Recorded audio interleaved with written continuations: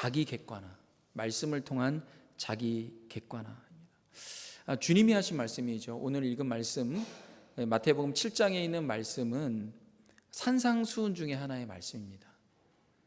예수님께서 무리를 보시고 산에 올라가 앉으시니 제자들이 나온지라. 그래서 제자들과 또 멀리 있는 무리들 가운데 주님께서 긴 그런 말씀을 전하십니다. 실은 이 말씀은요, 제자들에게 하는 말씀이에요. 제자들에게.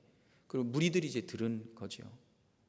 말씀을 통한 자기 객관하기 참 중요하다 싶은 생각이 듭니다. 여기에 말씀에 보면 외식하는 자요, 외식이라는 것에 대해 나오죠.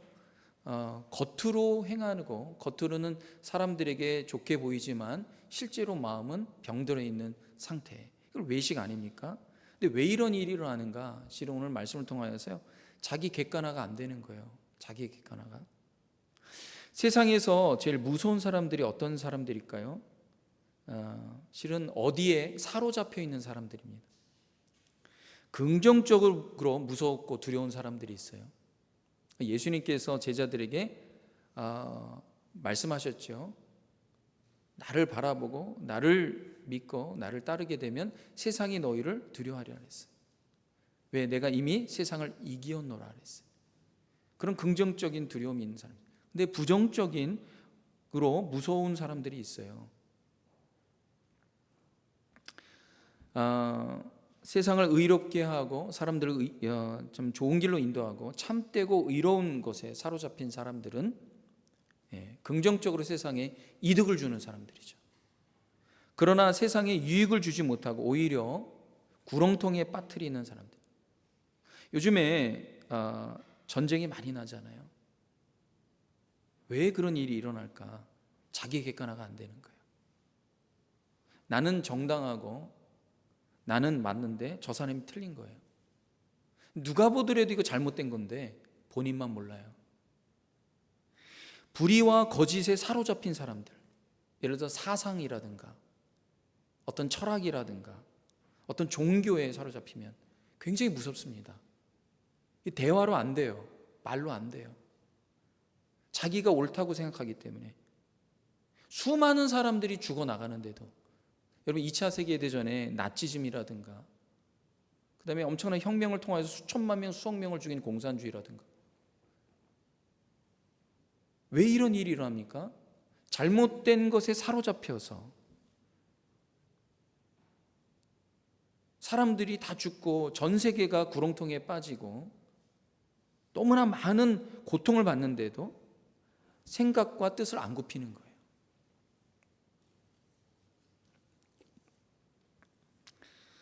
거예요.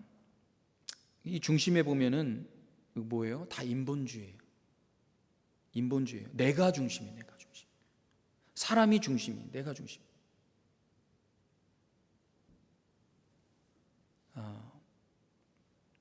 예수님 당시에 종교가 있는데 유대교였어요. 유대교회. 하나님께서 정말 좋은 말씀을 주셨잖아요. 복된 말씀을 모세를 통해서 주셨는데 이 하나님의 말씀을 어떻게 해요? 종교화시킨 거예요. 그러니까 예수님께서 이 땅에 오셔서 힘들었던 것 중에 하나가 뭘까요? 예수님은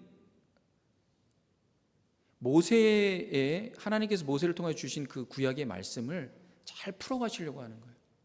너희가 지금 그 말씀을 가지고 종교를 통하여서 사람들을 구렁텅이에 빠뜨리는데 하나님은 그런 분이 아니다. 하나님께서 하신 말씀 그런 말씀이 아니다. 그 말씀을 하시는 거예요. 그러면서 전한 말씀이 오늘 우리가 읽은 그 부분 중에 하나가 이 산상수훈의 부분 아닙니까? 마태복음 5, 6, 7장. 이 종교화가 되는 가장 큰 중심에는 뭐예요? 자기 객관화가 안 되는 거예요. 하나님은 공의와 은혜의 하나님이신데 종교가 불의하고 종교가 정하는 것을 어떻게 해요? 사람이 죽고 고통받든 상관없어요. 이런 무슬림들, 이슬람의 대표적인 종교잖아요. 그래도 고등종교라고 얘기를 해요. 그렇지만 그 종교가 뭐예요? 왜 무서워요? 가족이라도 죽이는 거예요. 종교의 그 틀에 맞지 않으면. 그게 무서운 건 아닙니까?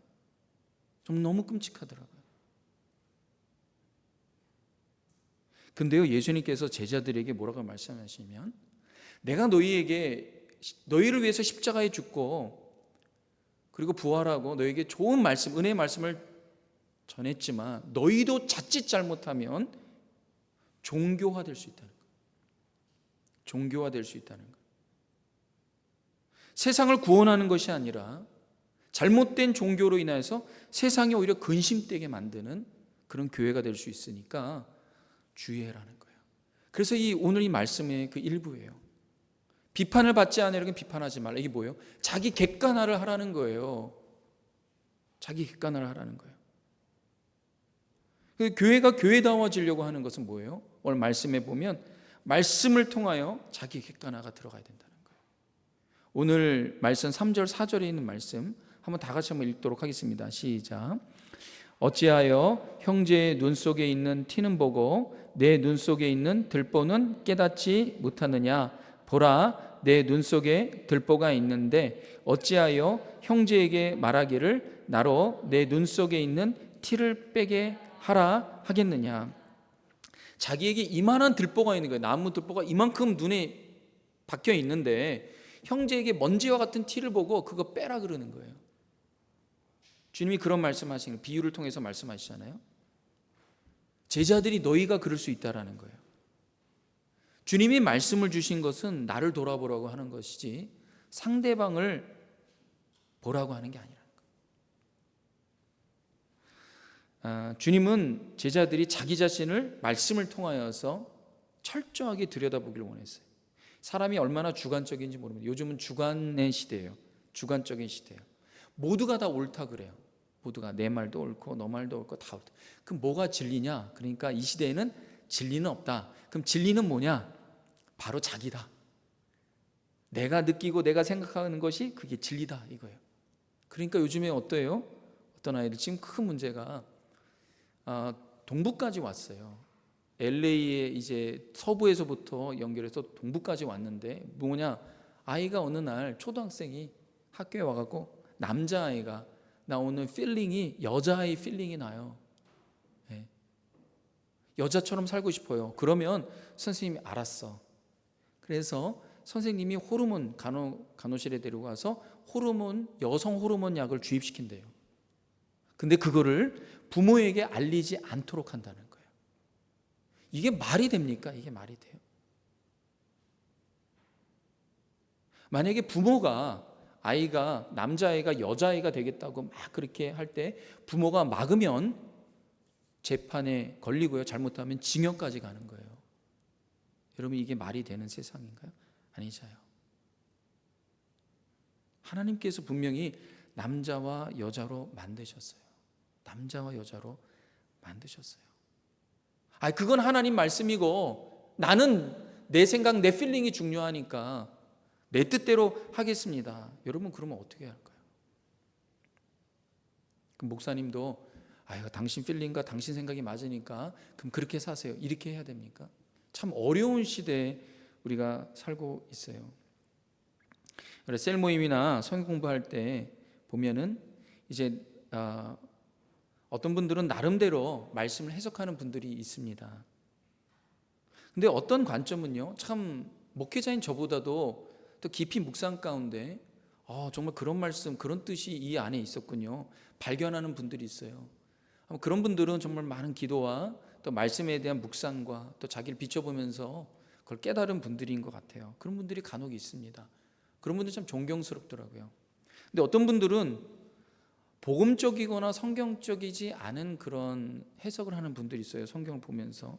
근데 그럴 수밖에 없는 게요. 여러분 성경을 볼 때 이것을 정말 하나님이 그런 뜻으로 이 말씀을 하셨구나라는 걸 잘 알려면 어떻게 됩니까? 내 안에 성령이 충만해야 되고 또 성경에 대한 묵상이 있어야 돼요. 그렇지만 우리 평소에 어떻습니까? 세상적인 가치로 세상에서 매몰되어 살다가 성경을 한번 딱 보는데 그게 정말 성경적이고 복음적인 해석이 금방 나올까요? 저도 말씀을 준비하면서요, 기도하고 말씀을 다각도로 보고 그리고 원어도 보고 주석도 보고 막 하면서 말씀을 준비하는데도요, 또한 1년 지나서 똑같은 본문의 말씀을 제가 또 보면은요, 1년 전에 했던 그 제 설교가 마음에 안 드는 경우도 있어요. 꽤 많습니다. 저는 그래서 전에 했던 설교 다 저장이 되어 있지만 똑같은 본문에 보면요, 그 인용 안 해요. 웬만하면 안 하려고 합니다. 그 정도로 사람이 어떻게 해요?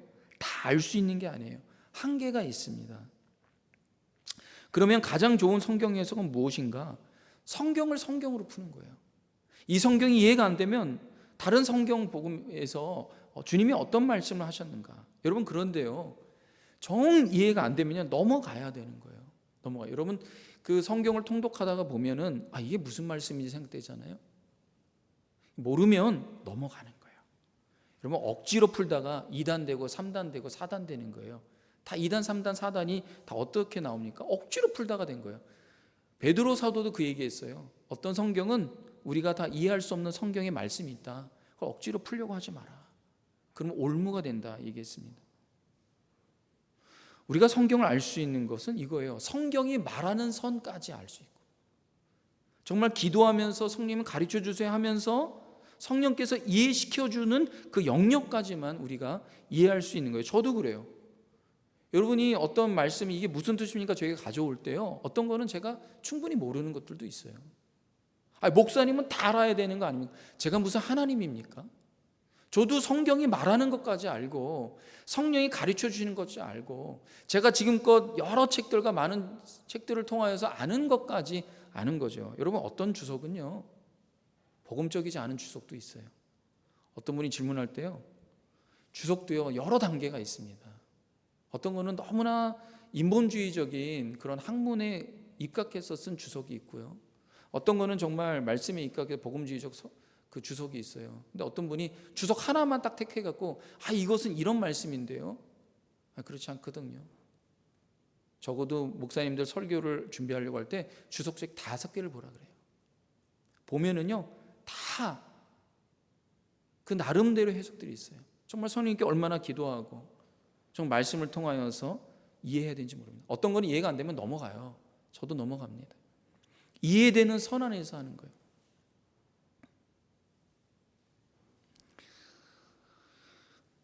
우리가 말씀을 보는 것은 뭘까요?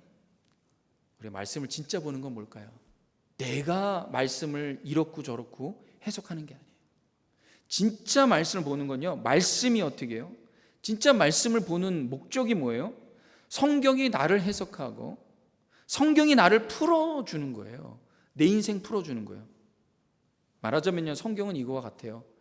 내 영혼과 내 인격과 내 삶을 보게 하는 거울과 같습니다. 그런데 성경이라는 이 거울이요, 좀 특이한 거울이에요. 어떤 거울이냐? 청동 거울과 같아요. 현대인들은 청동 거울 안 쓰잖아요. 다 항상 깨끗한 거울 보잖아요. 그냥 아침에 일어나서 세수하기 전에 거울 보면 바로 보이는 거울. 그러나 성경은요, 그런 거울이 아니에요. 청동 거울이에요. 말하자면 청동 거울은 뭐예요? 사용 안 하면요 녹이 씁니다. 금색 흐릿해져요. 그러니까 매일매일마다 보기 전에 닦아야 돼요. 금세 흐릿해지기 때문에, 청색으로 바뀌기 때문에. 청동 거울 아닙니까? 근데 닦으면 닦을수록 빛이 나고 점점 더 환하게 내 얼굴이 비치는 게 청동 거울이에요.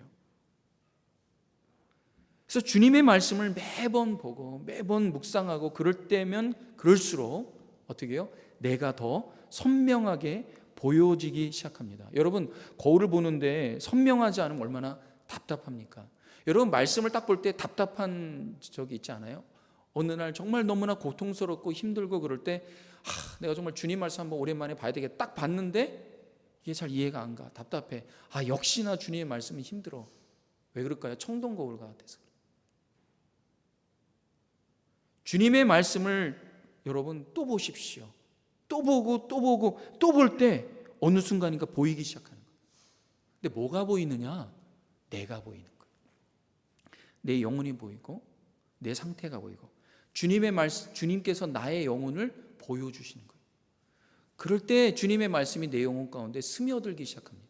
스며들기 시작해요. 참 우리나라 말이 좋을 때가 많아요. 참 좋은 말이에요. 가끔씩 감탄합니다. 감탄해요. 이제 얼굴이란 말이 있죠. 얼굴. 우리가 거울에 볼 때 얼굴을 보잖아요. 이게 얼굴이란 뜻이 있더라고요. 왜 얼굴인가 봤더니 얼이라는 게요, 이런 거죠. 결의 얼, 막 이런 게 있잖아요. 결의 정신. 얼이라는 것이 정신이나 영혼을 말해요. 그럼 골이라는 건 뭐냐? 어떤 형태, 뭔가를 담는 꼴이라 그러죠. 형태, 틀, 이런 걸 말해요. 그러니까 우리 얼굴은 뭐냐? 우리의 정신과 우리의 생각과 우리 마음과 우리의 영혼을 담는 틀을 말하는 거예요. 틀. 그릇을 말해요. 그래서 이 사람의 얼굴을 자세히 보면요, 그 사람의 인생이 보이는 것입니다. 근데 진짜 얼굴을 보려면요, 그 얼굴 그 형태만 보면 안 되죠. 요즘에는 한국에 가장 많은 그것이 병원이 성형외과 병원이라 그래요. 한국에 간 분들이 있는데요, 정말 강남에 가면은 한 집 걸러 한 집, 빌딩마다 한 빌딩에 수개의 그 성형외과 병원이 있다 그래요. 사람이 꼴을 바꾸려고 하잖아요. 꼴을. 근데 이 꼴이요, 영혼을 담고 있어요. 그러니까 겉만 바꿔서는 되는 게 아니에요. 사람이 착각하는데 이 얼굴은 그 사람의 영혼이 있는 거예요. 우리의 영혼이 새로워지고 우리 영혼이 바뀌어야지 꼴만 바꾼다고 되는 게 아니에요. 영혼을 비추는 거죠. 영혼을 담는 것이 얼굴이기 때문에. 그런데 우리의 그 영혼을 제대로 볼 수 있고 진단할 수 있고 바꿀 수 있고 변화시키는 것이 뭐냐? 그것이 뭐예요? 하나님의 말씀이에요. 주님께서 말씀을 주신 거예요. 말씀을 계속 들여다보면 청동골과 같아서 계속 들여다보면은 그 말씀에 비치는 내 모습이 제대로 보이기 시작합니다. 그래서 말씀을 읽으라는 거예요. 말씀 묵상하라는 거예요. 주님께서 하신 말씀을 보면요, 어떤 사람의 형제의 눈 속에 먼지 같은 티는 보는데 왜 자기 눈 속에 있는 이 커다란 들보는 보지 못하느냐 이거예요. 왜 그런 일이 현상이 일어납니까? 그것은 주님의 말씀이 내 영혼을 보지 못해요. 그래서 주님을 계속 보고 주님의 말씀 보게 되면 어느 순간인가 내 눈에 있는 들보가 보이기 시작합니다. 그러면 감히 형제에게 가서 티 빼라고 못합니다. 부끄럽기 때문에.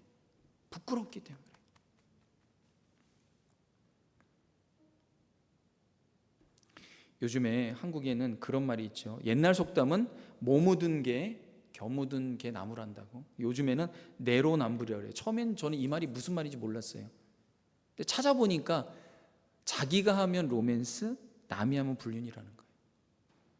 자기가 하면 사랑이에요. 정당한 사랑이에요. 남이 하면 욕하고 손가락질하고 왜 그러냐 이거예요. 주님께서 가늠하다 잡혀온 여자를 앞에 두고 유대인들에게 뭐라고 말씀해요? 죄 없는 자가 먼저 돌로 치라 말씀하세요. 사람들이 돌을 들고 치려고 하다가 다 놓고 뿔뿔이 흩어집니다. 이제 주님이과 여자만 남았어요. 여자에게 뭐라고 말씀하십니까? 너를 돌로 치려는 자들이 어디 있느냐. 그 다음에 다시는 이런 죄를 범하지 말라. 주님 보내주세요. 예수님께서 이렇게 하신 이유가 뭘까요? 주변에 있는 사람들에게 자기를 들여다보게 하는 거예요. 주님의 말씀이 진짜 임하면 자기가 보여지기 시작해요. 자기가 보여집니다. 여러분, 주님과 가까이 하면요, 할수록 어떤 일이 일어나요? 이 말씀은 남편이 들어야 되고, 이 말씀은 아내가 들어야 되고, 이 말씀은 김집사가 들어야 되고, 이 말씀은 누가 아무개가 들어야 되는데, 이렇게 안 들리고요, 정말 말씀이 들리기 시작하면, 주님 말씀이 들리면 내가 보여져요. 예수님께서 어떤 것도 하지 않으셨는데 베드로와 처음 제자들을 부르실 때요, 여기 가서 그물을 던지라 그랬어요. 이 사람들이 하루 종일 밤새도록 그물을 던졌는데 하나도 잡지 못했어요. 고기 하나 잡지 못했는데 예수님 그물 던지라 해서 그물로 고기를 잡은 다음에 주님 앞에 와서 엎드립니다. 베드로가 나를 떠나소서 그러는 거예요. 내가 너무나 큰 죄인입니다. 주님을 보니까 내가 보이기 시작하는 거예요. 주님 앞에 나는 아무것도 아니구나.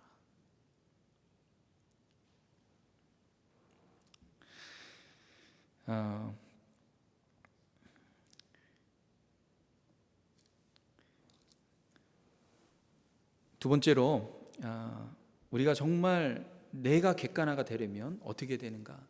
사람이 아니라 어떤 물질이 아니라 예수 그리스도가 중심이 돼야 돼요.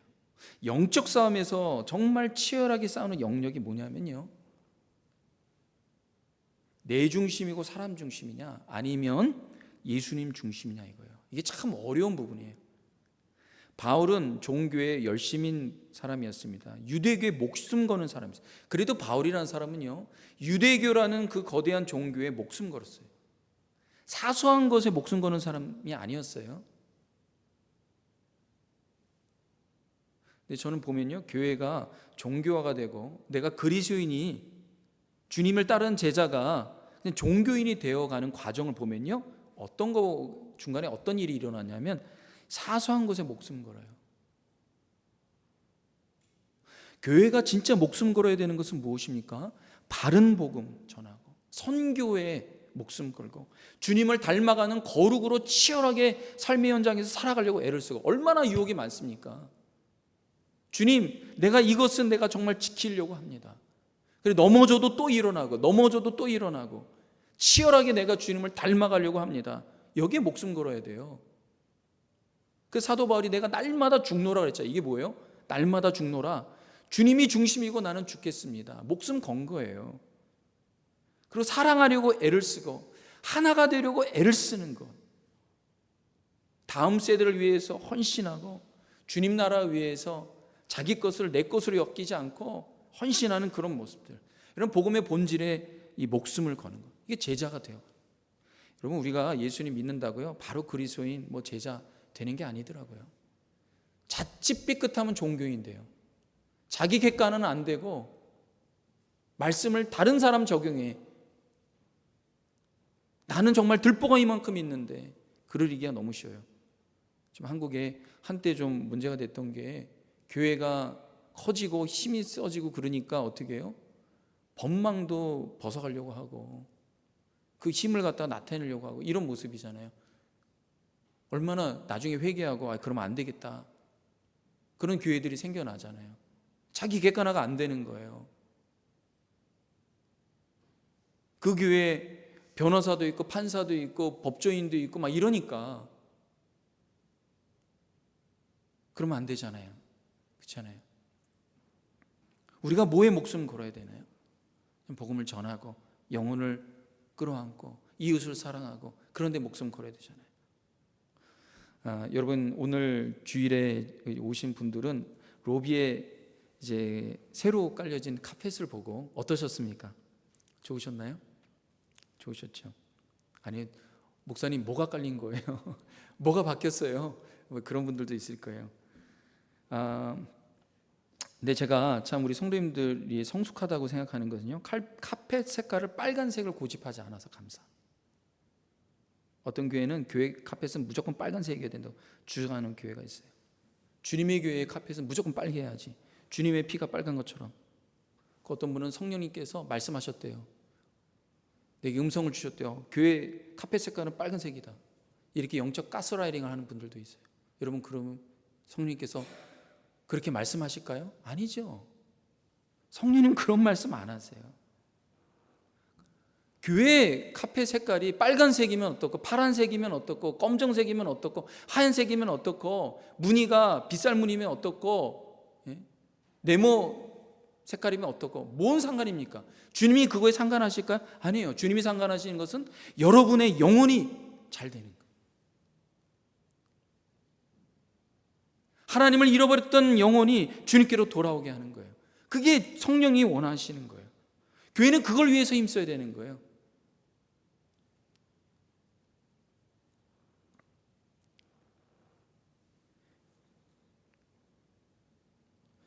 저도 참 이 교회에 익숙해진 것 같아요.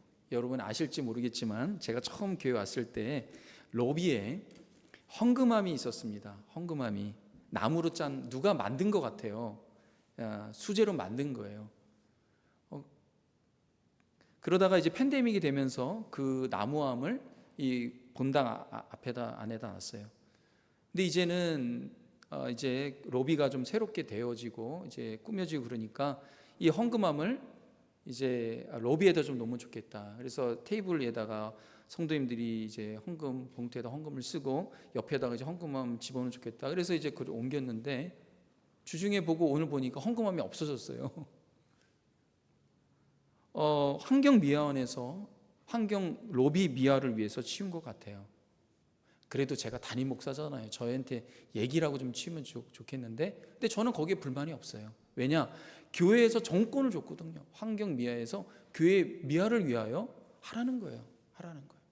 여러분, 교회가 목사가 이렇게 해, 그럼 이렇게 하고, 저렇게 해, 그럼 저렇게 하고, 그러는 교회입니까? 교회가 그런 거예요? 목사 중심이에요? 또 교회가 직분자나 교인, 성도 중심이에요? 어떤 분이 목소리 큰 분이 있으면 그분의 말을 듣고 따라가고 그러는 중심이에요? 아니잖아요. 교회는 뭐가 중심이에요? 예수님 중심이어야 돼요. 예수님 중심. 그럼 예수님 중심이려면 어떻게 해야 됩니까? 예수님이 뭐라고 하시는지, 나도 내 삶에서 정말 예수님이 내 일터에서 뭐라고 하시는지, 내 삶에서 가정에서도 뭐라고 하시는지, 주님은 뭐라고 하시는지 들어야 되는 거예요. 가정의 중심이 물질이 되거나, 가정의 중심이 자녀가 되거나, 가정의 중심이 어떤 힘이 있고 목소리 큰 사람이 되거나, 그러면 어떻게 돼요? 그리스도인 가정이라도 가정이 힘든 거예요. 예수님이 중심이에요. 예수님 중심. 주님이 중심이 되는 거예요. 그럼 예수님이 중심이 되려면 어떻게 해야 됩니까? 예수님이 중심이 되려면 교회가 세상의 그런 민주적이고 다수적인 결과에 의해서 또 따라가기도 합니다. 지난번 우리 목회협력위원회 우리 교인분들 투표를 했잖아요. 재직회도 그렇고 교인총회도 그렇고 또 우리 모임할 때마다 다수가 원하면 그렇게 따라갑니다. 저도 환경미화원이나 위원회 이런 데에서 결정하는 거 저는 따라가요. 그렇다면 교회는 세상과 뭐가 다릅니까? 뭐가 달라져야 되나요? 여러분들의 삶은 뭐가 달라져야 돼요? 교회도 민주적으로 따라가고 투표해서 따라가고 다수가 원하면 따라가고. 여러분, 다수가 다 옳을까요? 아니에요. 역사적으로 그걸 증명하고 있어요. 독일이라는 나라가 2차 세계대전 할 때 나치당을 뽑았어요. 누가 뽑았어요? 온 국민이 뽑은 거예요.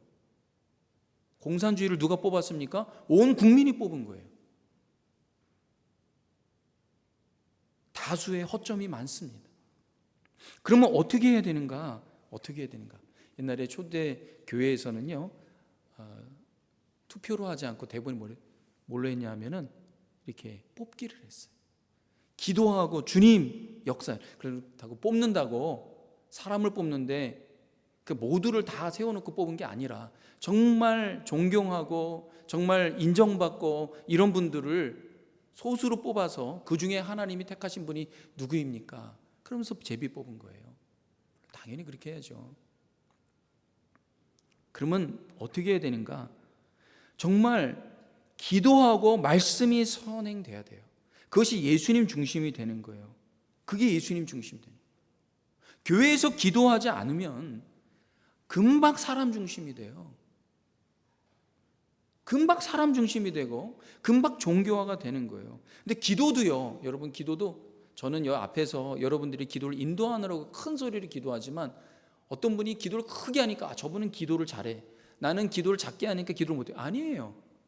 예수님 당시 때 바리새인들은요, 회당 어귀에 서서 길 중간에 서갖고요, 손을 높이 들고 하늘을 우러서 막 이렇게 기도했다 그래요. 주님께서 그거 진실한 기도 아니야. 사람들 보려고 기도하는 거지. 정말 진짜 기도는 골방에서 정말 주님과 함께 씨름하며 기도하는 거야. 그게 진짜 기도인 거예요. 그런 기도. 그래서 여러분 모일 때마다 어떻게 해요? 기도해야 돼요. 기도하고 말씀을 보는 게 뭐예요? 말씀을 요식 행사로 보는 게 아니라 정말 그 말씀이 나를 뭐라고 하는지, 지금 우리가 하는 사역을 뭐라고 하는지, 교회는 목사 중심도 아니고 성도 중심도 아니고 교회 중심도 아니고 사람 중심도 아니고요. 예수님 중심이어야 돼요. 말씀 중심이어야 돼요. 또 자칫하면 사역 중심이 되고 프로그램 중심일 수 있어요. 프로그램을 엄청 돌리고 사역을 엄청 돌리는데 우리가 BBS인데 이걸 프로그램에서 사역이 아니에요. 그 영혼을 사랑하고 그 영혼을 위해서 기도하는 거예요.